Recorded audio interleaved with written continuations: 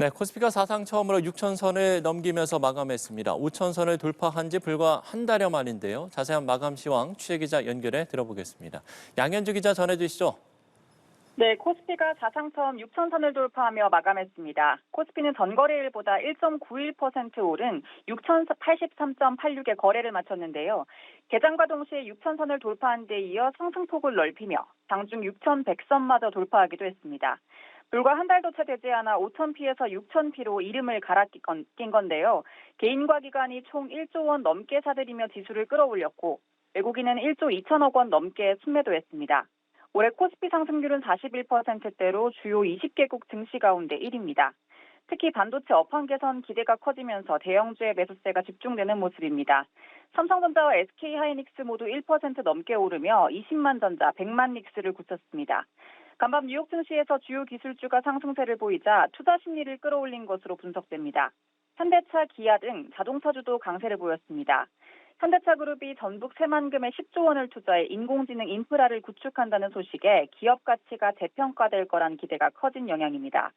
또한 기아가 조지아 공장에서 누적 생산 500만 대를 달성했다고 밝히며 북미 생산 성과가 부각된 것도 투심을 뒷받침했습니다. 코스닥은 0.02% 오른 1165.25에 마감했습니다.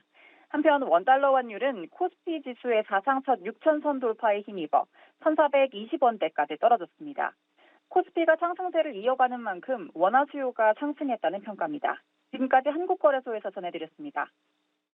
예, 코스피 사상 처음으로 5천을 돌파한 지 한 달여 만에 6천선마저 넘어섰습니다. 이렇게 파죽지세로 오르는 코스피가 어디까지 상승할지 시장에 이목이 집중되고 있습니다. 김동욱 기자입니다.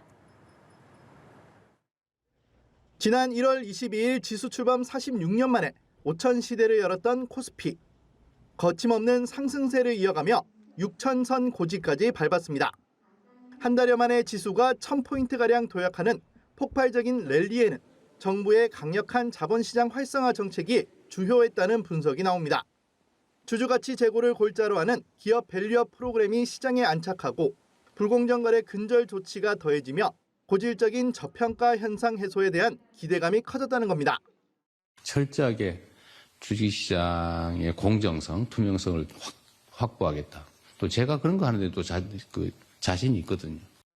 여기에 국내 증시 시가총액의 절대적인 비중을 차지하는 반도체 산업의 업황 회복이 지수 상승을 강하게 견인하고 있습니다. 글로벌 인공지능 반도체 수요가 지속적으로 증가하면서 대형 기술주를 중심으로 외국인 투자자들의 대규모 자금 유입이 이어졌습니다. 국내 투자자들의 거대한 자금 이동도 증시 상승에 불을 지피고 있습니다.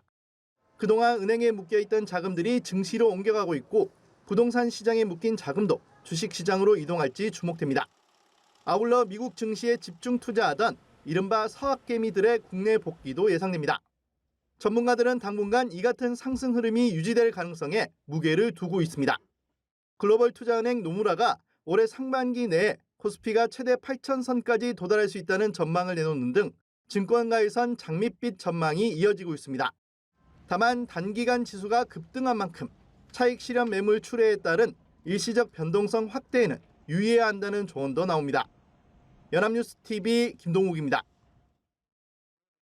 코스피가 6천선을 돌파하면서 또 한 번 역사를 썼습니다. 연초 이후 40% 넘게 오르면서 기록적인 상승세를 이어가고 있습니다만 상승장을 이끈 건 반도체 대형주에 집중됐다는 분석도 나옵니다.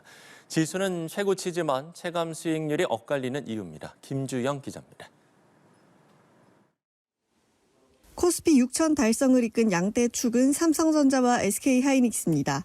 삼성전자와 SK하이닉스는 각각 20만 원, 100만 원 고지에 오르면서 나란히 최고가를 쓰고 있습니다. 삼성전자와 SK하이닉스는 올해만 각각 60%, 50% 넘게 급등하며 코스피 상승률을 웃돌았습니다. 두 기업의 시가총액은 약 2천조 원으로 코스피 전체 시총의 약 40%를 차지합니다.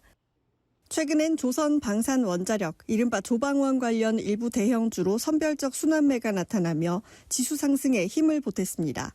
하지만 이들을 제외하면 실제 코스피는 4천선 초반에 그친다는 분석도 나옵니다. 일부 대형주 중심의 상승장이 이어지다 보니 내 주식만 안 오른다는 자조 섞인 목소리도 나옵니다. 주식시장 양극화로 포모 현상이 나타나면서 개인 투자자들의 비투자금 흐름에도 변화가 나타났습니다. 최근 코스피 신용융자 잔고는 최고치 대비 소폭 감소한 반면 코스닥 신용융자 잔고는 지난 10일부터 7거래일 연속 증가했습니다. 상대적으로 상승폭이 적었고 가격 부담이 덜한 코스닥으로 레버리지 수요가 이동한 걸로 풀이됩니다.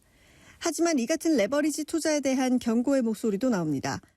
코스피 시장 자체는 확고한 이익이 사실은 기반에 돼 있지만 코스닥은 포모라든지 정책 기대감 이러한 것들로 인해 변동성 자체가 상당히 크다라는 부분, 포모만으로 코스닥 시장을 접근하는 데는 조금 위험성이 있다라고 보고 있고요. 한편 증권가에서는 당분간 반도체 대형주가 지수 상승을 주도할 가능성이 높아 쏠림 현상이 쉽게 해소되기는 어려울 걸로 보고 있습니다. 연합뉴스 TV 김주영입니다. 코스피가 일명 꿈의 지수 5,000포인트를 넘긴 지 한 달여 만에 사상 처음으로 6,000포인트를 돌파했습니다.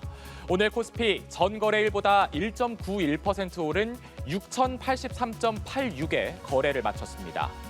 미국발 불확실성을 뚫고 지수 상승을 이끈 건 이번에도 반도체 대형주들이었습니다. 삼성전자와 SK하이닉스 모두 1% 넘게 오르며 각각 20만 전자, 100만 닉스를 찍었습니다. 또 현대차와 기아 등 자동차주의 강세도 이어졌고 코스닥 역시 0.02% 오른 1165.25에 마감했습니다. 이렇게 연일 새로운 기록을 쓰고 있는 코스피. 빛이 강할수록 그림자도 짙은 법이죠. 코스피의 눈부신 성장, 그 이면에는 빚을 내서 투자하는 이른바 비투의 그림자도 짙습니다. 비투 규모는 31조 원을 넘어섰고 이 여파로 가계빚도 2천조 원에 육박합니다. 또 코스피 성장의 고질적인 숙제, 일부 대형주 중심의 상승으로 인한 양극화죠. 이 때문에 정작 이런 상승장을 체감하는 사람은 적은 게 현실입니다. 나만 뒤처지는 것 같은 이런 심리를 자극하는 주식시장의 양극화는 눈덩이처럼 불어나는 비투자금의 흐름까지 바꿔놓고 있습니다.